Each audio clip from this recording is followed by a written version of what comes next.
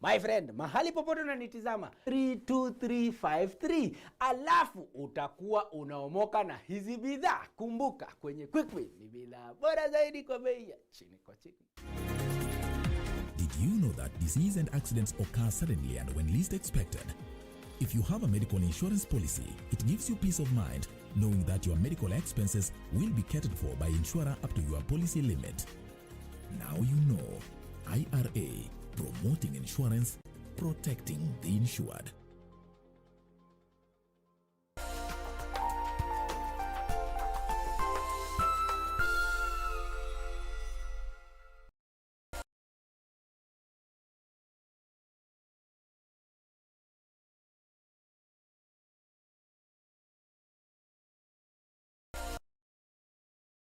Weekend on KBC Channel 1. Unaongelea mimi na jamaa yupi ambaye umeonana naye? Umesahau penye ulinifukuza kwenu wewe?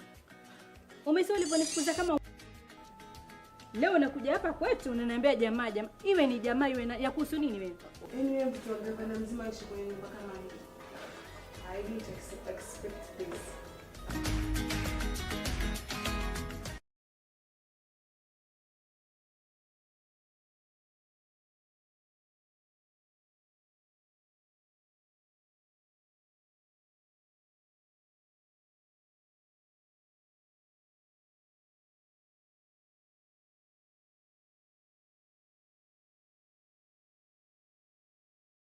Next on. Sasa poa sana. Umekaa muda bila kuja hapa. Si unajua last time nitengeneza nywele vibaya sana. Na vile tumetengeneza vizuri. Kwani siku hizi ni pesa una ama nini? Tangu nikushuke. Chau. Pesa ama shughuli. Pita napiga. Ngoja kwanza niongelee. Na haraka kidogo tafadhali. Una haraka? Unaenda wapi mama? Useme wewe ni nini unafanya pesa yako wewe? Nini? Wewe lama. Na bado unaendelea kucheka. Nini? Mse unafanya nika umetoka kunyolewa na kiposho mil mse. Acha mchana. Huo ni ungwana.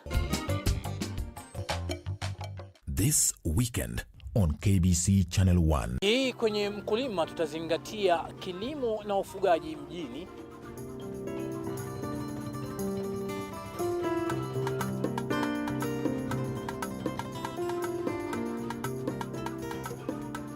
Kisha tuangazie kilimo cha ng'ombe wa maziwa na jinsi ya kumkama.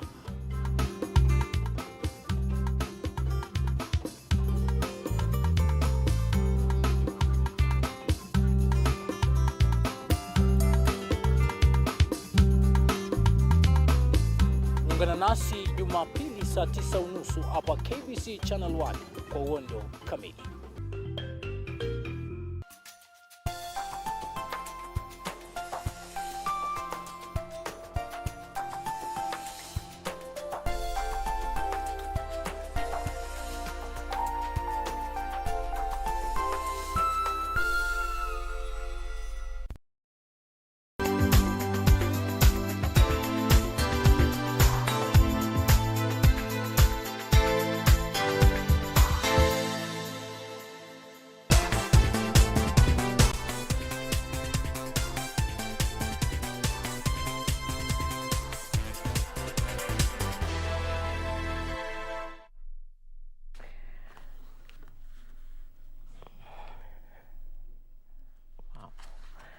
Good afternoon. Thank you for keeping it KBC Channel 1. This is the Lunchtime News. My name is Irene Muchuma Odim. On sign language interpretation this afternoon, we have Lucy Mwaura. Police in Kiambu County have gunned down 2 suspected armed robbers in Thogoto. The suspects are said to be part of notorious gang behind carjacking and harassment of motorists along the southern bypass. Residents say the gang has been terrorizing motorists and pedestrians for close to 3 weeks. Now, we'll be bringing you details on that story later on in this bulletin. And in other news making headlines this afternoon, a section of leaders from the Wiper Party have called on the community to support Wiper leader Kalonzo Musyoka in his quest for presidency in 2022. The leader said Kalonzo can only be a bigger bargain power if the community stand by him as a whole. MPs Jessica Mbalu and Joshua Kimilu called on the Kambo community to continue to rally behind Wiper leader Kalonzo Musyoka for his presidential quest in 2022. Wakamba tuungane, let us not be divided. Tumeona kwingine, Wajaluo, Wakikuyu, wakishikana. Na sisi tukishikana, we will get support from all over the country. Tuko tayari na tuko nyuma ya Stephen Kalonzo wa Musyoka, na tunajua tukiwa kama jamii, kwa sababu tunataka kuambia kabila zile zingine, hata sisi Wakamba tunataka kutoa kiongozi. They said Kalonzo will have a better chance if the entire community come out to support him. The two also called on locals to register as Wiper members in large numbers. Tumeanza kuandikisha members wa chama through the digital registration. Ndio tunauliza kila mtu aende ajiandikisha. We want to register more than actually 70% of Kenyans. Kwa sababu hii ni chama national. Ndio tuweze kuwa na members wengi. For Channel One News, I'm Jacqueline Masharia.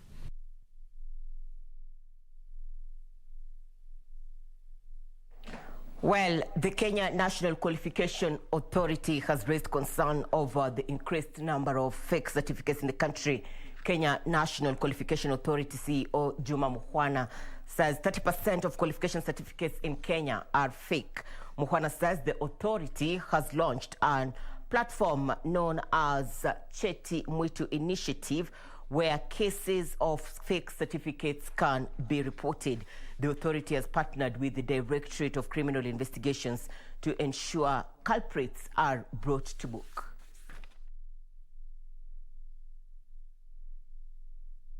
Sisi kama Kenya National Qualifications Authority, jukumu letu kubwa ni kuhakikisha ya kwamba zile certificates ambazo zinafanya kazi katika nchi ya Kenya ni za ukweli. Nchi yetu tuko na shida ya fake certificates. So tumeanzisha katika website yetu ya KNQA. Sasa tuko na portal tumecreate ambayo unaweza kutumia kureport any fake certificates. So ukienda hapo utaona Cheti Mwitu. We do PL is a program where somebody who has a skill but doesn't have a piece of paper. So you are a good mechanic, you are a good plumber. So we have already developed the policy, and we are working towards launching it, and we're going to roll out national assessment. So as a place like this, Eldoret National Polytechnic will be one of the assessment centers. The Catholic Church in Trans Nzoia County is calling for concerted efforts in stemming the rising cases of teenage pregnancy in the region. Father Sunkutu Chibesa of St. Patrick Parish, Kibomet, says the church must come out strongly and speak against the vice, as well as set up protective systems that will ensure girls are shielded from sex predators. Father Sunkutu Chibesa says the church has embarked on a mission to tame rising cases of teen pregnancies in Trans Nzoia County. The faithful will be visiting schools and communities to create awareness on the vice. In the parish, we have a group called Child Protection Group. And that's a group that goes round through all the schools. They are talking about these issues because it's trending now. So they are going around to talk about these issues, to talk to the teachers, talk to the students themselves, if possible also talk to the parents during open days, to talk to the parents about these teenage pregnancies. Chibesa said the church has been alarmed by high number of schoolgirls being impregnated by young men, adding that the team will engage schools to scale up an open discussion about it. COVID-19 brought about this issue. Like last year when learners were home, that is what the result we are seeing them now this year. I think that period was too long. They stayed at home for so long and it caused all these teenage pregnancies. Unakuta wanarandaranda kwa sasa hawachukui maanani. Huyu msichana naye ni mtoto kama mkijana. Na kijana naye pikipiki ukiwa nayo. Naye ataenda kwa barabara asahau masomo. Hiyo ndio shida ambayo ninaona area hii iko site. Hata mtoto anaweza kutoka shuleni masaa ya jioni unamkukuta kwa boda. Na unashindwa sasa darasa amesoma saa ngapi, amemaliza saa ngapi ndiye akaenda kwa boda.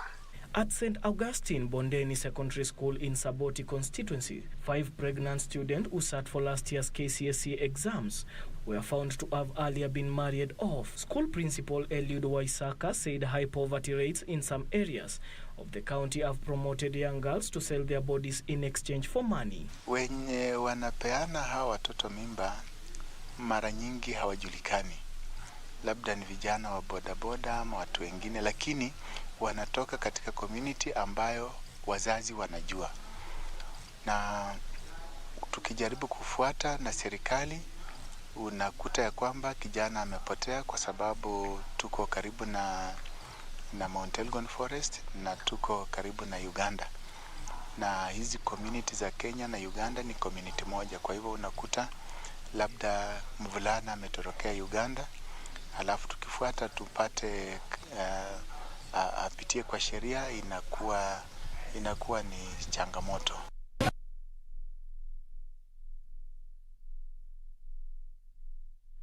Well, this morning we witnessed the graduation ceremony for the Kenya Defence Forces officers. My colleague Timothy Kipnusu has been pitching camp in Karen for the better part of the morning hours, and he is joining us live now from Karen. Kipnusu, the Kenya Defence Forces has been at the fore to ensure the country is protected, and especially at the borderlines. What is the latest developments you have from your end?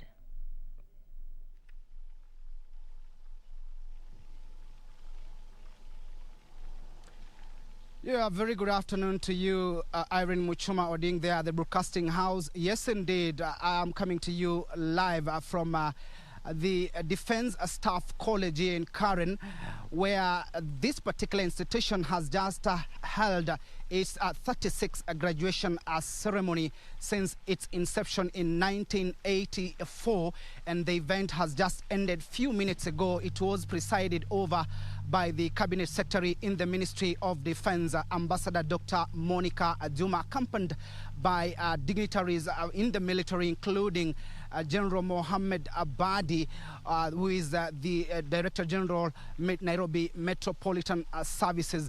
And it has been a momentous occasion, bearing in mind that Kenya has been grappling with the issues of security, and the Cabinet Secretary has lauded the cooperation between the countries that have participated. Remember, 56 graduates have graduated this particular day, 48 from Kenya and 8 drawn from other countries, including Burundi, Egypt, Malawi, Zambia, Uganda, and Tanzania. And that cooperation, the Cabinet Secretary has lauded and saying this is the way to go, and saying that the issue of security, no boundaries, and therefore called for all other countries, or the countries, to continue cooperating with Kenya in terms of security. Remember, the other countries that I've mentioned, we also have other countries that have participated in the earlier on,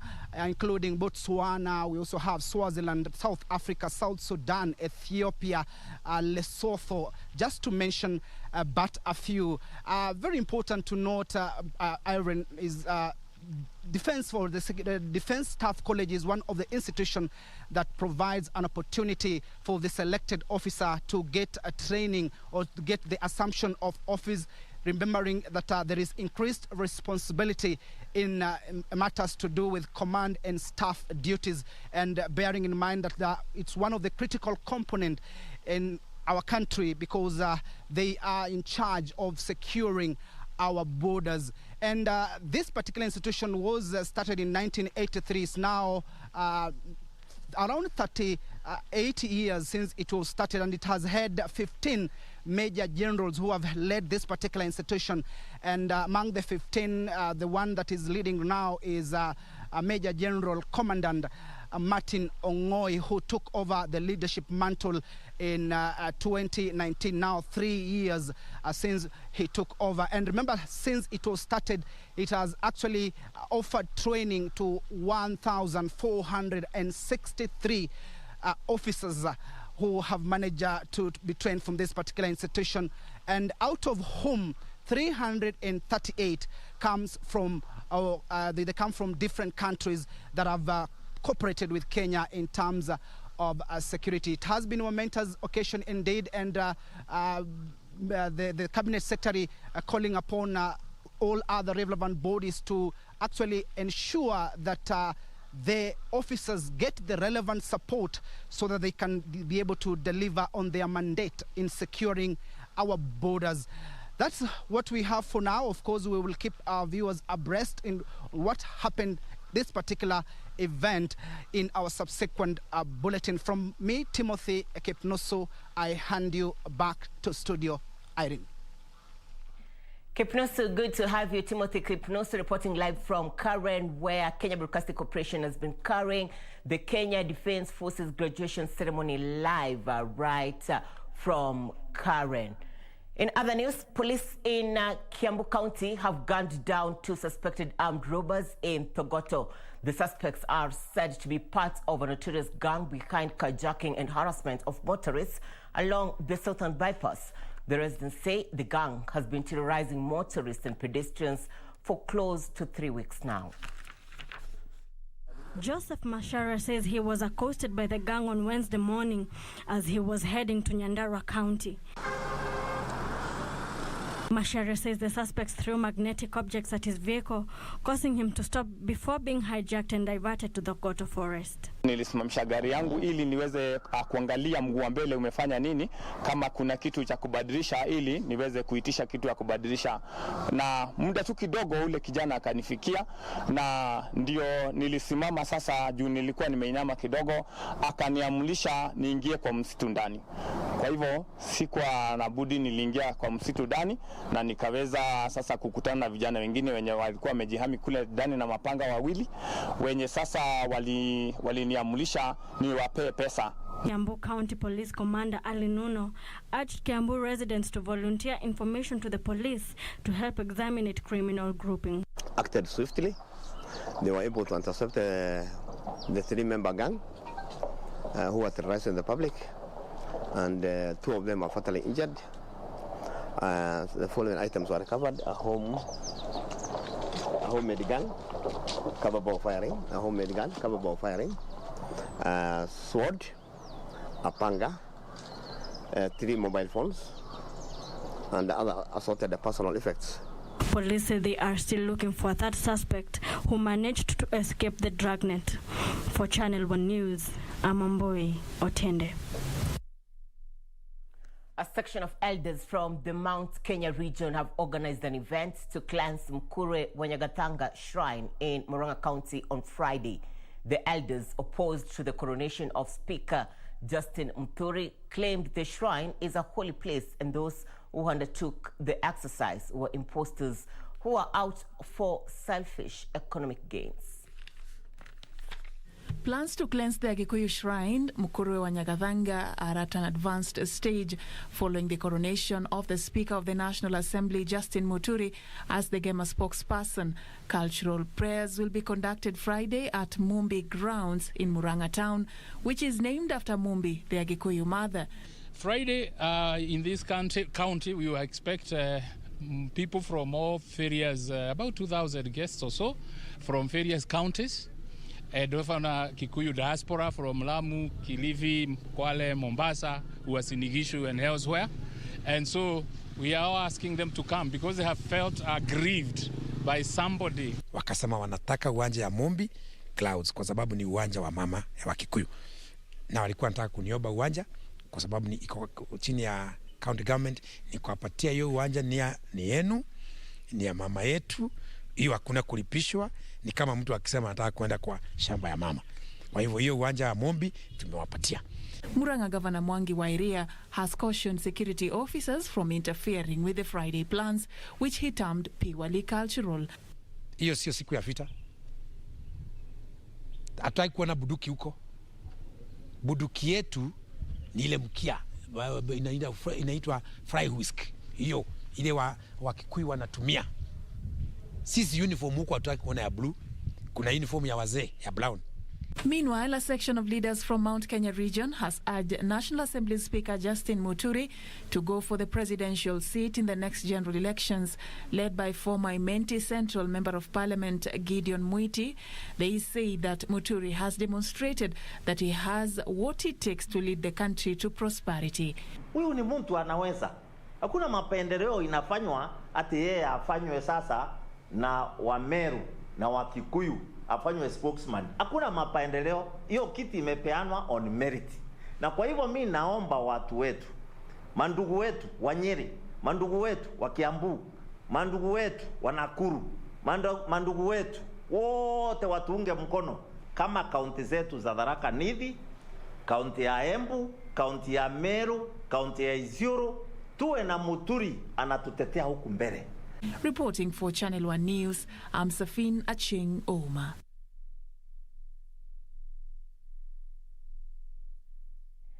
Glad you're watching Channel 1 Lunchtime News. We are taking a short commercial break. We'll be back with more on the other side. Continue interacting with us on our social media platforms at Facebook, YouTube, and Twitter at KBC Channel 1.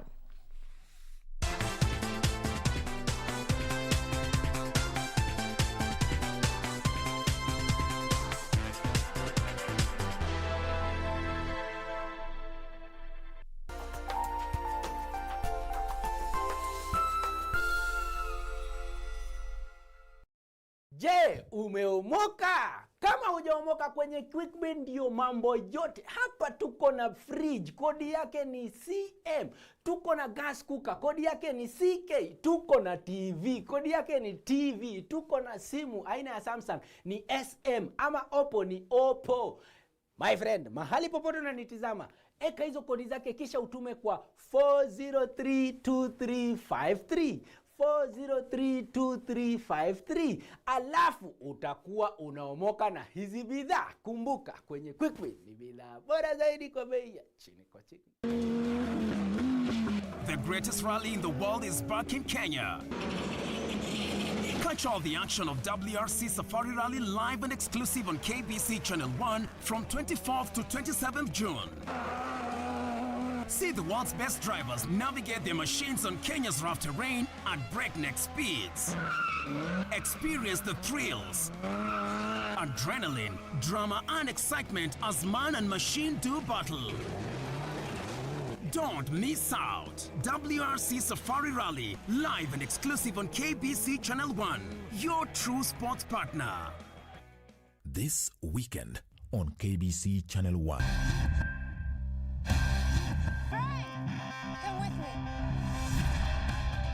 It's a very nice hotel. Make yourself at home. There are two men trying to break down the door. You were part of the plan. This is exactly why she chose him, to distract us. I am sorry I got you involved in all this. Why are you involved? You wish to report a murder. Attempted murder. That's not so serious. Not when you downgraded from murder, but when you upgraded from room service, it's quite serious.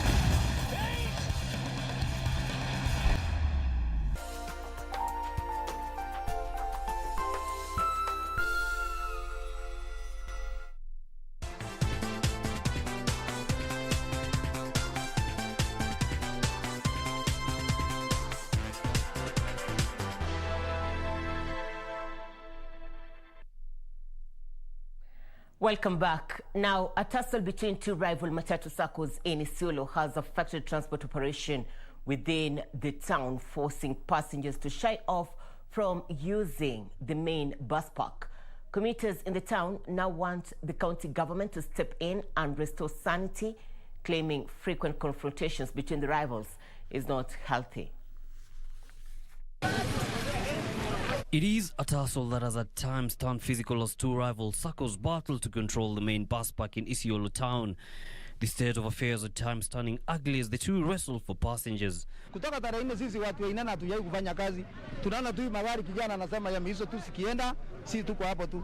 Maana tukijaribu kuweka hata watu kwa gari, wale wale vijana wameiswa wanatoka kule wanakuja hata kutoa watu kwa gari wakipeleka kwa zile magari zao. Kwa sababu kila ofisi inaelewa kuna shinda stage, county wanaelewa, kila kitu inaeleweka, lakini hakuna hatua inachukuliwa ya kuhakikisha stage iko na sanity. Kwa abiria akiingia stage wacha achague ile gari anataka kwenda naye. Commuters claiming that some criminals are taking advantage of the situation to rob them of money and their belongings. Kwa hiyo entity ya drugs unakuta kuna broad daylight robbery. Hapa snatching ya simu imefanyika kadhaa. Hapa hata abiria vitu zake na pasuliwa inaenda. They now want the county government to rein in on the chaotic sector and restore order for their safety. Yusuf Far, Channel 1 News. Land cartels in Garissa town have been put on notice over rampant demolition and torching of houses during land disputes. Northeastern Regional Commissioner Nicodemus Ndalana says the government will not allow unlawful acquisition of land in the region, urging residents to follow due process while acquiring property to avoid conflicts, which at times turn deadly. Northeastern Regional Commissioner Nicodemus Ndalana says the government will not allow wanton destruction of property under the guise of land acquisition. Ndalana says some residents have made a habit of storming other people's property without following due process. Hakuna mahali kumeandikwa unaweza kwenda ukavunja manyumba ya watu ambao wamekaa hapo with permanent houses kama hakuna mwelekeo. Lazima kuwe mwelekeo. Speaking during a public engagement forum in Modikar, in Garissa, Ndalana cautioned investors who have erected perimeter walls in their plots to ensure they follow planning protocols. Ni hizo kuta zimewekwa. Ni ndefu. Kuta kama kilomita 1, kilomita 2 na ziko katikati ya town. Hakuna town yoyote unaweza ukafence kilomita 1 na kitu. Wananchi watapitia wapi? Na lazima tukubaliane vitu kama hiyo. Wenye wanahusika tafadhali muelewe na musimamishe, na kama musimamishi tutasimamisha kama serikali, kwa sababu lazima wananchi wakae huru, wao wanaweza kutoka mahali pamoja kwenda mahali pengine. Last week, a bulldozer demolished over 35 houses in the area without prior warning to locals living on the disputed parcel of land. Mimi nitawaahidi wale wananchi wamechomewa manyumba wamevunjwa ni watu wangu, na mimi ndio sultani yao, mimi ndio prince yao, and I will not allow them to do ile kitu imefanyika hapa kwa sababu ya ukabila ama sababu ya utofu fulani nyingine. Wananchi wameumia, wengine wamefunja nyumba yao, wengine wamechomwa, wengine wametoroka. Ni ndani ya town ya Garissa tena, ndani ya Garissa town, na serikali ya Northeastern Province wote wako hapa Garissa town. Sijui shida hiyo ilitokea namna gani. Sasa swali hiko serikali aongee, atueleze sisi nidhamu ambaye anaweza endelea wananchi. Northeastern Regional Police Commander Rono Bunei urged residents to volunteer information that will lead to the arrest of instigators of violence in the region. Hakuna haja kuficha kitu. Kusema kuna wale watu wako na kiongozi ya mashifta. Na mseme, kwa nini usiseme? Huyo mtu akikosa kumaliza hiyo mbuzi, atakuja kula yako tu. A prominent businessman from Garissa is currently in police custody after he was linked to the recent attacks in the region. A section of Islamic religious leaders says there is need to go back to basics and teach young Muslim faithful on the teachings of Islam. The group argues that if taught correctly, the Quran is capable to entrench the values in the youth and set them on a religious path. Spearheaded by the Al-Azhar community from Egypt in conjunction with the Riyadh Mosque, Imams brought together hundreds of youths from Lamu County. The leaders challenged the youth to acclimatize themselves with the teachings of Islam religion. However, the Riyadh most religious leaders decried the increasing number of youth who have been radicalized, thus turning to vices. Zadhaniwa kwamba Uislamu ni dini ya irhab, dini ya utisho, dini ya kuua. Sio namna Uislamu tufundisha. Uislamu watufundisha tuishi na amani, Muislamu ndani wako na asokuwa Muislamu hata kwa hayawani uweze kuishi naye kwa uzuri. Uislamu ni dini ya amani. Zile propaganda ambazo watu wachafua dini ya Uislamu kuhusu Uislamu ni dini ya ugaidi, Uislamu ni dini ya kuchafua tu kila mahali, sivyo. Uislamu ni dini ya amani, kila mahali yafaa tueneze amani hapa Kenya na kila nchi iliyoko hapa duniani. Dubbed Messi in Islam, the sheikhs noted that religion had strong beliefs and teachings that were paramount in shaping the lives of individuals. Waislamu wasambaze mwito wa rahma kwa nchi ambazo kwamba zina majanga ya zita, zina majanga ya kutoelewana, wasambaze mwito kama hunu, kwa sababu na wale ambao kwamba si Waislamu wajue kwamba Uislamu ni dini ya rahma, ya lingania wale hata kama waonewa, wapigwa, wateswa, lakini pia tusambaze ujumbe kama hunu wa rahma kwa watu wote walioko ndani ya ulimwengu. Reporting for Channel 1 News, I'm Jackie Wambiru. Kenyans have been challenged to think of the less fortunate, more so during this time when the country is battling the COVID-19 pandemic. The Executive Director of Food Banking Kenya, John Gathugu, says it is sad that a fraction of Kenyans go hungry while there are those who have more than enough. Gathugu, who was speaking during a donation exercise to benefit over 40 children homes for the elderly and unfortunate Kenyans in informal settlements, urged Kenyans of goodwill to share what they have with less fortunate in the society. For the many items that you are receiving, which will go a long way towards assisting and feeding those people who are vulnerable within our society. Gathugu challenged supermarkets and other retail outlets to mobilize their customers in supporting the initiative that he says will go a long way in helping the most vulnerable, especially at a time the world is battling the coronavirus pandemic. We request even for other organizations, other supermarkets and other big organizations that have the heart for people as children has to also come in and assist in feeding the very vulnerable in our society, people who go hungry and they are not able to place something on the table. Food Banking Kenya partners, led by Rosa Pondi, who donated 500,000 worth royalty points in form of foodstuffs, urged Kenyans to donate points they earn while shopping to help the needy. Kuna watu wengi sana wanalala njaa katika nchi yetu, especially wale wako kwa informal settlement, huko kwenye slums, na pia wale watoto ambao wanaishi huko kwa children homes. Kuna wale ambao wanawalea lakini wanahitaji usaidizi pia kutoka kwetu wa Kenya. Beatrice Gatonyengetich, Channel 1 News. And a family in Lamu is living in fear and frustration following alleged attempted abduction of their kin.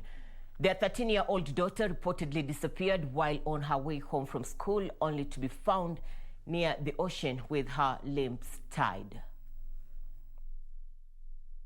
The 13-year-old who lives with her parents in Kandaha village was thrown near the ocean with her legs, arms and mouth bandaged using pieces of her torn cloth before being rescued by passers-by who rushed her to hospital for treatment. However, the doctor assessment indicated that she had not been injured.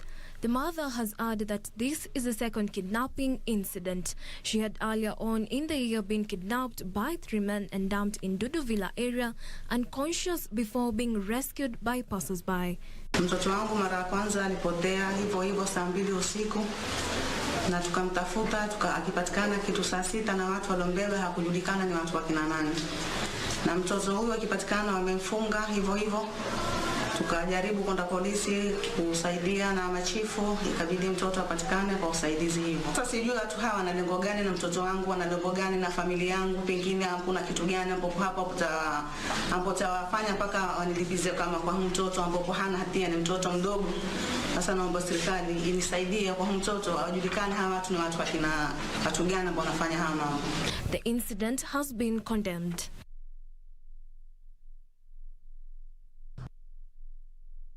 The national government has stepped in to construct a road linking several villages around Juja Farm in Kiambu County. This following last weekend's citizens' action to repair the 31-kilometer road, citing frustrations. Now, it is smiles in the faces of Salama, Athi and Masto villages. While narrating their ordeal when using what they call a pathetic road, the residents have alleged that the clouds of dust have triggered rise in cases of respiratory-related ailments. They recall how, for many years, they have relied on motorcycles since public service vehicles raised the fare due to poor state of road, thus being forced to dig deep into their pockets. Kutoka hapa Juja Farm kwenda hadi Juja, ukiwa umebeba na pikipiki ulikuwa unapigwa na vumbi sana. Unakosa hata ukiwa msafi utafika ukiwa mchafu. Ilikuwa ni ukitoka kwa nyumba unakuja na nguo mbili, unakuja na nguo ya vumbi na ukifika town unavaa ya lami.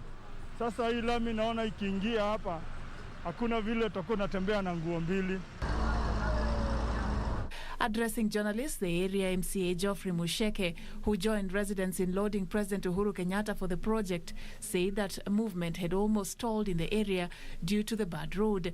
Our president alikuwa ametupea barabara ya kilomita 6, ilikuwa inafika eneo inaitwa kwa damu. Lakini tena amekuja na ametuongeza kilomita zingine 25 ambazo zitaenda ziguze kijiji inaitwa Adhi na kisha ivuke ngambo ile ingine ya Komo iende ikakutana na barabara ingine ambayo inajengwa kutoka upande wa Garissa Road. He also urged residents to be calm and cooperate with the contractors for smooth completion of the project, which he said will give the villages a new face after lagging behind in development for years. Niambia watu wetu wakuwe na subira, kwa maana ndani ya mwezi moja ama kabla ya mwezi mmoja kuisha, hii barabara itakuwa imekamilika 3 kilometers, itakuwa imekamilika kuwekwa rami. Kisha kufikia mwezi wa Disemba, wakati itakuwa tunaenda Christmas, wale watu ambao wako kwa Juja Farm Shopping Center watakuwa napitia kwa barabara moja kuu ambayo imetoka Juja hadi Juja Farm ikiwa na rami. The project is scheduled for completion early next year and will link Juja with Thika and the busy Garissa Road. The ongoing construction of Wanguru Stadium in Mwea, Kirinyaga County, is set to be completed in August this year. Kirinyaga County Commissioner Jim Joka says the government engineers are currently monitoring the project to ensure the set standards are met. Once complete, the stadium will provide a platform for budding talent and as well as create employment opportunities for hundreds of youth in the county. The construction of the Wanguru Stadium is one of the government's development promises which has been made to the region.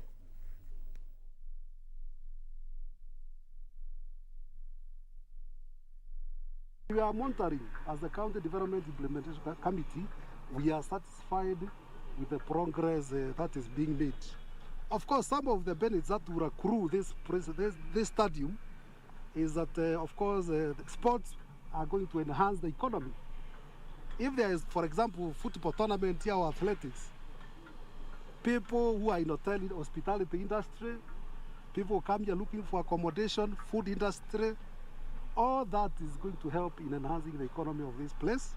The youth in the local area, they will use the facilities so that their talents are improved. And of course, this, once it's completed, is going to be a game changer in this country, because we will have a lot of visitors coming here for sports tournaments, football, athletics, and others.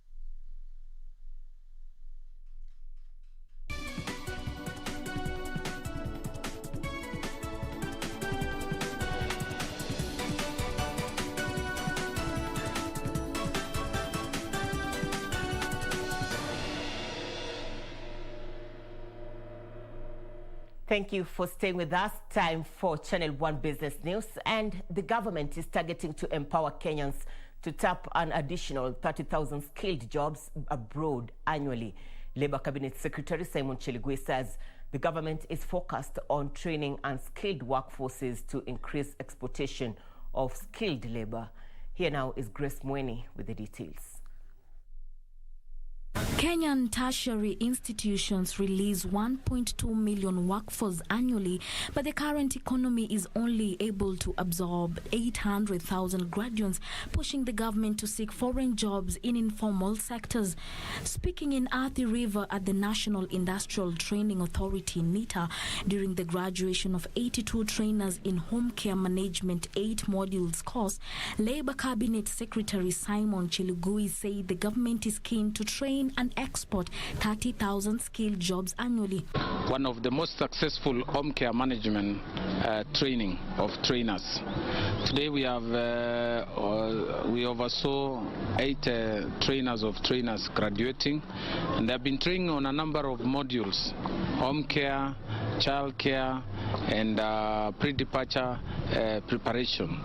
These trainers will now be employed or will be working for various recruitment and training agencies who are now recruiting Kenyans who are looking for jobs abroad. Chelugui says with skilled labor export, Kenyan foreign earnings will increase to double-digit in a year. 30,000 is our bare minimal, but our intention is to see all Kenyans get jobs. With complaints emerging in recent years over mistreatment of Kenyan working in some countries, the CS says his ministry is addressing the welfare and security of workers abroad by reaching bilateral agreement with host countries, especially in Saudi Arabia and Middle East countries that happens to be the largest host destination to Kenya's unskilled labor market. We have signed with a number of countries like Qatar, Saudi Arabia, and some bilateral agreements are in the works. That is Canada, Britain, and Australia. These countries are potential destination markets for our Kenyan workers. He says even though there are 4 million Kenyans living or working abroad, only 1.5 million Kenyans are registered through Kenyan embassies.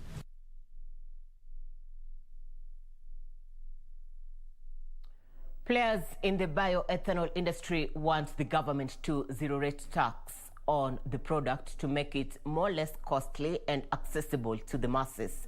This would help reduce reliance on imports while creating a major new Kenyan bioeconomy industry, according to Clean Cooking Association Kenya CEO David Njugi.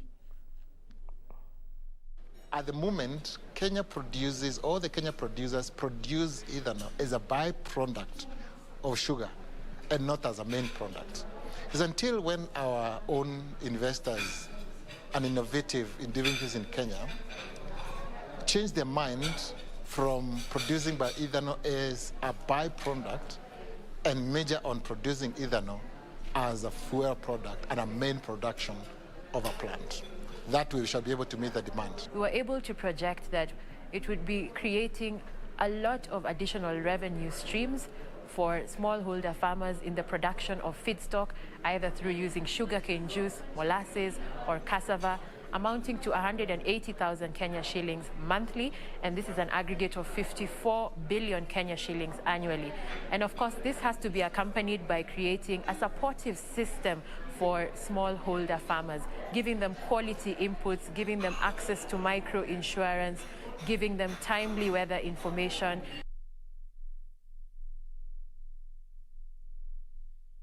Across the borders, Kenya has accused several Western clothing brands, including Nike and H&M, of selling goods that could be harmful to children. At least 81 items, including children's clothing and toys, were among the listed on the country's Customs Administration website. Here now are the details of this and other stories in our International Business Roundup. A warning on China's Customs Administration website listed 81 items including children's clothing, shoes, toys, toothbrushes and baby bottles imported by Nike, H&M and Zara companies. 9 batches of H&M girls' cotton dresses were said to contain dyes or harmful substances that may be absorbed by the body through the skin, mouth and endanger health. China initially targeted H&M and Nike. However, the gap was widened to include Burberry, Adidas and Converse companies. The notice is the latest blow to Western clothing brands operating in China, which have been targeted amid international backlash over claims of abuses in the cotton-growing Xinjiang region.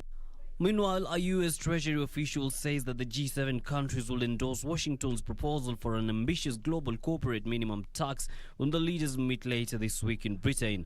The U.S. Treasury expects the meeting of the group of 7 finance ministers on Friday and Saturday in London to provide a momentum for advancing global corporate tax negotiations towards a broader G20 finance meeting in July in Italy. A number of G7 officials have raised expectations for the finance ministers' meeting in London, as this shall be the first face-to-face meeting for the group since the COVID-19 pandemic turned meetings virtual last year. Finally, a record-breaking 416 of beaches across Italy have been given the prestigious Blue Flag classification this year for the high water quality and environmental initiatives heartening local tourism practitioners with a sign of resumption. The flags are awarded by the Foundation for Environmental Education, an independent organization comprising 77 countries worldwide. Business owners hope that this will attract the much-needed crowds back to Italy's shores. A record number of new entries are in Italy's central south, such as Pescara in Abruzzo and Minturo in Lazio. This is a big deal to Italy's ecological reservation and tourism because blue flags come with a set of strict standards.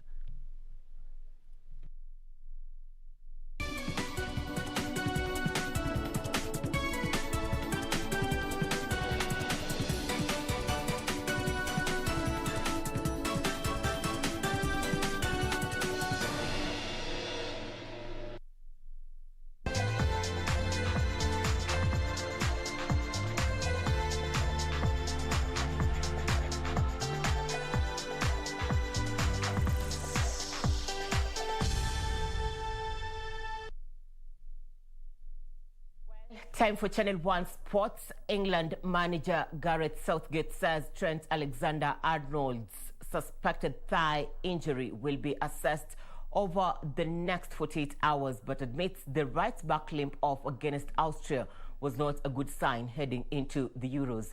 The Three Lions got into their Euro preparations off to a good start with a 1-0 win over Austria, courtesy of Arsenal's Bukayo Saka. Meanwhile, Belgium manager Roberto Martinez has confirmed that Kevin De Bruyne might miss Belgium's Euro 2020 opener against Russia on June 12th.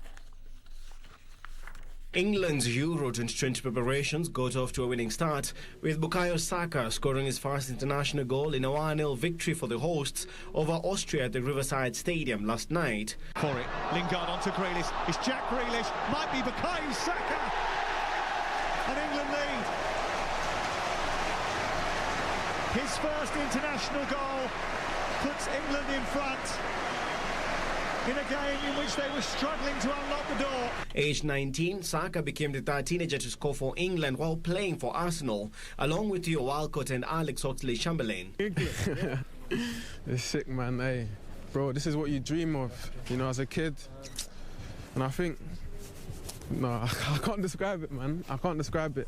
I'm just over the moon, and I wish my family was here to celebrate with me. However, despite the win, the Three Lions face a new injury concern after Liverpool's Alexander-Arnold limped off the pitch in the 57th minute. It has raised doubts about the Liverpool defender's availability for England's Euro 2020 campaign, which gets underway in less than 2 weeks. Alexander-Arnold had been one of several players to impress during the friendly against Austria, with Jordan Pickford, Jack Grealish and 17-year-old Jude Bellingham also catching the eye. Bellingham became the youngest player to start a game for England, aged 17 years, 338 days, since Wayne Rooney started for the Three Lions against Liechtenstein in September 2003, aged 17 years, 321 days. England's second and final warm-up game is against Romania on Sunday. The Euro 2020 campaign then gets underway against Croatia on Sunday, June 13th at the Wembley Stadium.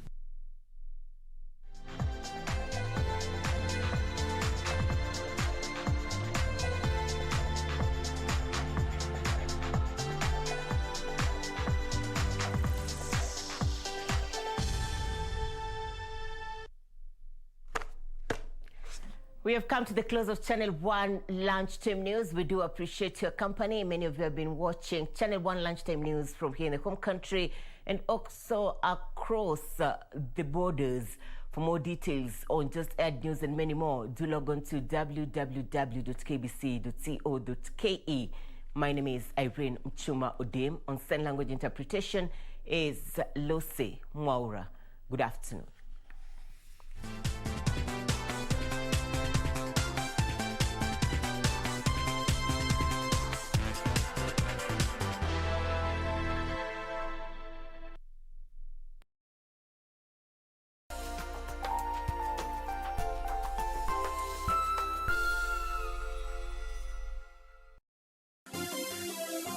Vera Beauty College. Vera Beauty and Fashion College, with branches in Nairobi, Eldoret, Thika, and Meru. Did you know that we are a TVET approved institution? We offer courses in fashion design, interior design in soft furnishing, event decoration, flower arrangement, event planning, hairdressing, barbering and dreadlocks, beauty therapy, makeup, nail technology, spa massages, teaching skills, TOT, solo business management, and many more. Register now and visit our website on www.verabeautycollege.com.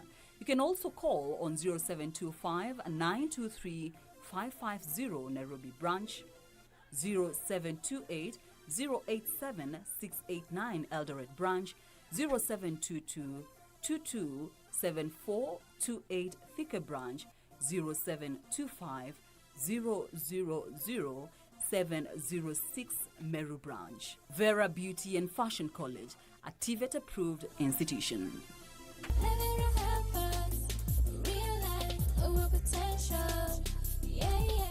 Je, umeomoka? Kama hujaomoka kwenye QuickBin ndio mambo yote. Hapa tuko na fridge, kodi yake ni CM. Tuko na gas cooker, kodi yake ni CK. Tuko na TV, kodi yake ni TV. Tuko na simu aina ya Samsung ni SM, ama Oppo ni Oppo. My friend, mahali popote unanitizama, eka hizo kodi zake kisha utume kwa 4032353. 4032353, alafu utakuwa unaomoka na hizi bidhaa. Kumbuka, kwenye QuickBin ni bidhaa bora zaidi kwa bei ya chini kwa chini.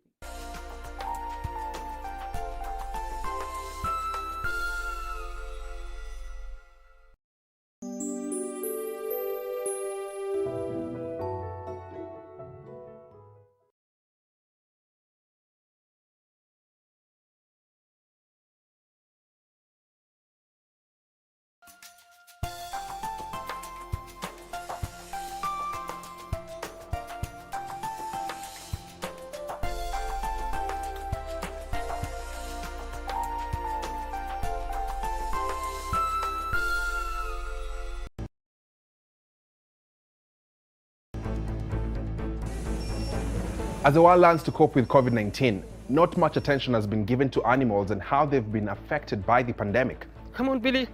While we all focus on protecting humanity, there are concerns that animals have been neglected and therefore exposed to the virus and other threats such as poaching. So this week we look at how animals are affected by COVID-19. Are humans transmitting the virus to animals? What does this mean to animals and people around them? This is The Breakdown, BBC Africa's COVID-19 special program, helping you make sense of the crisis.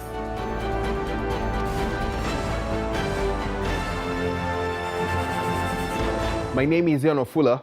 Let's get started. COVID-19 has been identified as a zoonotic disease, basically an illness that's passed on from animals to humans. Investigations into the origins of the coronavirus that caused the pandemic are currently underway. COVID-19 was first detected in the Chinese city of Wuhan towards the end of 2019, but the government has disputed the claims, saying the virus may have entered the country through frozen food imports. A team from the World Health Organization arrived in Wuhan in January to probe the origins of the pandemic. So how do viruses leap from animals to humans? I got leads to Dr. Karaoke Njenga, whose advanced training and research in virology and emerging infectious diseases saw him bag $16 million from America's National Institute of Allergy and Infectious Diseases to aid in setting up a center for research in East and Central Africa. Hi, Doc. Hi. How are you? Fine, and you? Good. I heard you're the best in town. Well, that's debatable. I don't think so, but I do enjoy what I do. Yeah, so that's why I decided to come and visit you and understand about what you do. So what makes it possible for zoonosis to happen? The pathogens or the infectious agents like bacteria and viruses jump from animals to humans. They are common and they can infect both humans and animals. Whether you're talking about domestic animals or wild animals, it turns out also humans can pass them to animals. But we don't talk about that a lot because it's a very rare happening. How comes we don't talk about that as often? I think there's a number of factors. One of them is how we interact with the animals, is the interaction. The interaction between us and animals is, in most cases, one way. We come close to the animals, we milk them, we drink their milk, we eat their meat, we drink their blood, and we do a lot of things with them. So we are much in contact with their products, if you will. Not so the other way around. Most of the animals don't sleep where we sleep, and they will not get any of our products. They clearly don't eat humans and all of that. So it's a bit more rare for the humans to infect animals. And then when humans are sick, they have a tendency to isolate. So it's also a behavioral thing. Animals don't. They will continue doing their things. They'll continue being attended. So we go to them even when they are sick because they want our help. And what are some of the characteristics of zoonotic diseases? There's not one single characteristic that I could be able to nail down and tell you what it is. But I should say that most of the zoonotic diseases are largely very serious in humans, more severe. And some of them can be mild. But they span across, because if you take some diseases like, let's take rabies, for example, which if you get rabies from a dog, unless you get help within the first 2 weeks, you will invariably die. 100% death rate, just because you got bitten by a dog. So that's a very fatal disease. When you compare that to other diseases like COVID now, and even many other diseases like influenza and others, that very few people die, just 2 or 3%. So they span across from very severe to much less severe diseases. So it's a whole spectrum of the disease, not just one end to the other.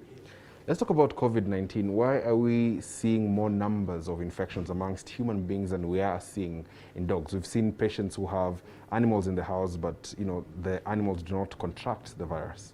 It is one of the most transmissible pathogens. Almost all the diseases that are passed on by coughing, whether you're talking about COVID-19 or influenza, are the most feared. Once it jumped, we do not need the animal again.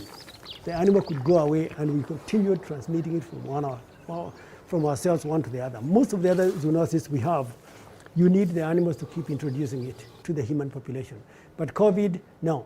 In fact, we believe it was only one introduction that has led to all these cases we have seen globally. That's what makes it very, very deadly. For as long as humanity has walked the earth side by side with animals, infectious diseases have been present. On occasion, diseases that affect animals have found their way into human beings, sometimes with catastrophic results. We're currently in the middle of a pandemic that is suspected to have started in animals and crossed over to human beings. But this has happened several times throughout history, right, Shiro? Thanks, Ian. Now, zoonotic infections, or infections transmitted by animals, have existed for centuries. Time now for a little history lesson. From 514 AD, a plague swept through the Mediterranean region. It was named the Justinian plague after the Roman emperor of the time. It was the first time that the bubonic plague was recorded and appeared to have moved from fleas to rats and on to human beings. Over the next 2 centuries, over 50 million people died. 800 years later, beginning in 1347, the bubonic plague returned, this time sweeping its way through Europe so effectively that it became known as the Black Death.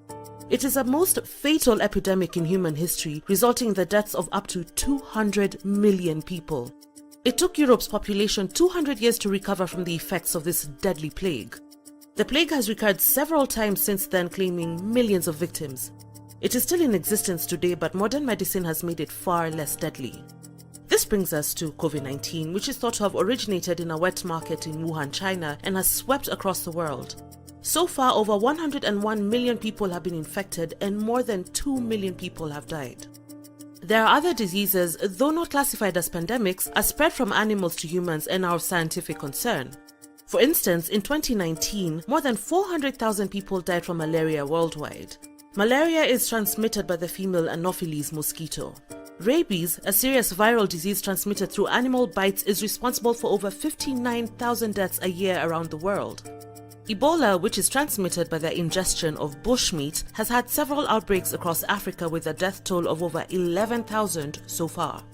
And finally, avian flu or bird flu is being closely watched by scientists who fear it could be the next major pandemic of the 21st century. However, the virus has not evolved sufficiently to be super infectious, but it is still of significant scientific concern.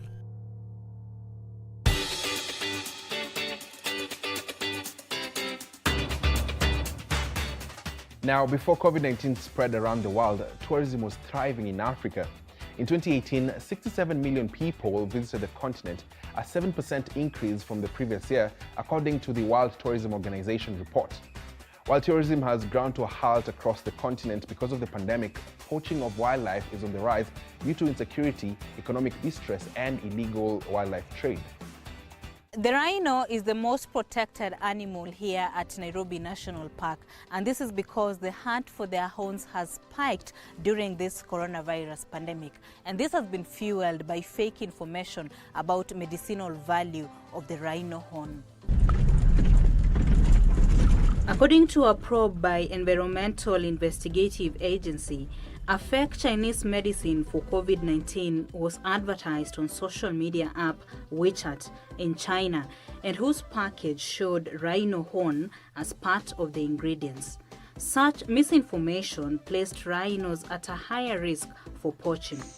In March 2020, 6 rhinos were killed in Botswana in the Okavango Delta, forcing authorities to transfer the remaining rhinos to a safer place.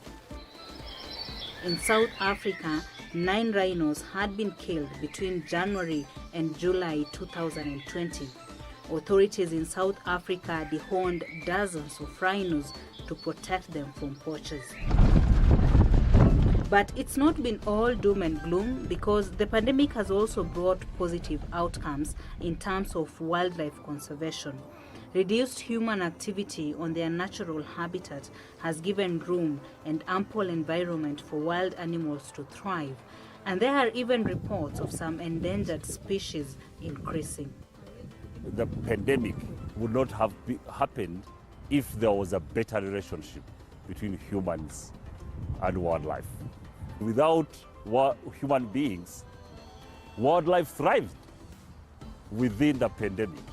We've seen a number of wildlife species grow, actually, as human beings stayed home, stayed away.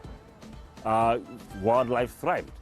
The problem has been that the impact on human beings has developed new drivers that have impacted wildlife and its management.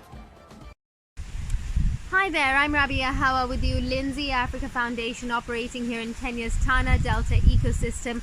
It's a key biodiversity area and a critical birding area as well that hosts endemic species, and also is home to some of the key migratory corridors, not only for birds coming in from the Europe and Asian flyway, but also for elephants moving in between different ecosystems here in Kenya and all across the border into and out of Somalia. Now, I know that the COVID pandemic has been quite impactful for wildlife conservation. In many countries globally, the COVID-19 pandemic has seen positive effects on wildlife, where they're able to almost reclaim lost habitats. Here in Tana Delta particularly, and I believe for most of Africa, the story is a little bit different.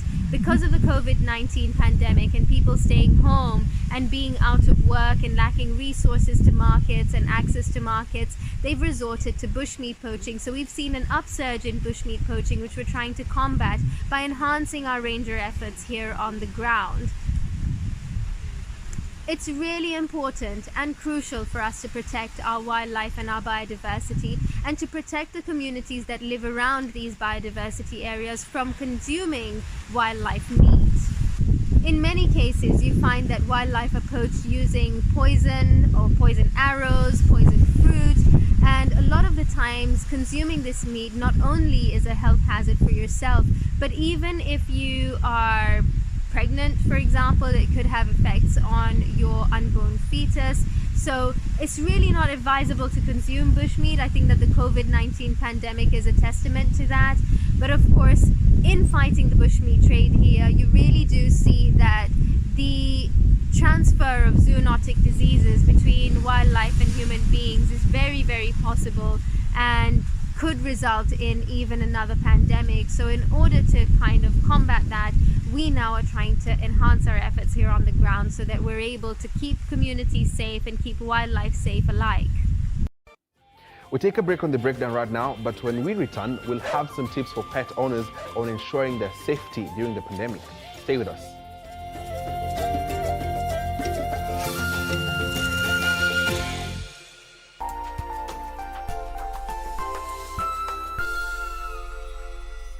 Je, umeomoka? Kama hujaomoka kwenye QuickBin ndio mambo yote. Hapa tuko na fridge, kodi yake ni CM. Tuko na gas cooker, kodi yake ni CK. Tuko na TV, kodi yake ni TV. Tuko na simu aina ya Samsung ni SM, ama Oppo ni Oppo. My friend, mahali popote unanitizama, eka hizo kodi zake kisha utume kwa 4032353. 4032353, alafu utakuwa unaomoka na hizi bidhaa. Kumbuka, kwenye QuickBin ni bidhaa bora zaidi kwa bei ya chini kwa chini. The greatest rally in the world is back in Kenya. Catch all the action of WRC Safari Rally live and exclusive on KBC Channel 1 from 24th to 27th June. See the world's best drivers navigate their machines on Kenya's rough terrain at breakneck speeds. Experience the thrills, adrenaline, drama and excitement as man and machine do battle. Don't miss out. WRC Safari Rally, live and exclusive on KBC Channel 1, your true sports partner. Next on. Bye. Tiff. What is it, Eric? Is that Tiff? At least find out who Glenn is working with. Nitamsaka alafu nitakushow. Kama unataka uzuri, usichukue pesa ya huyo mama. Utaenda jela. Unataka kumwaga huka. What do you think is going to happen once you solve your father's mystery? Let's wait and see. If I go down for anything whatsoever, you better believe I'm taking Joel and Chris with me. I can't take this anymore. I'm done. Cheki, mimi naona tuishie. Wewe zidi. So this is your game plan?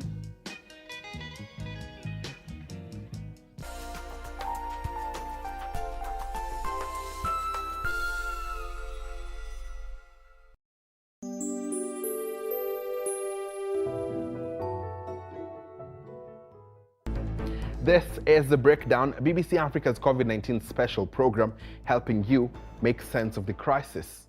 According to the World Organization for Animal Health, there haven't been any reports of pets spreading coronavirus to humans. However, there have been reports in the Netherlands and Denmark suggesting that some people may have been infected.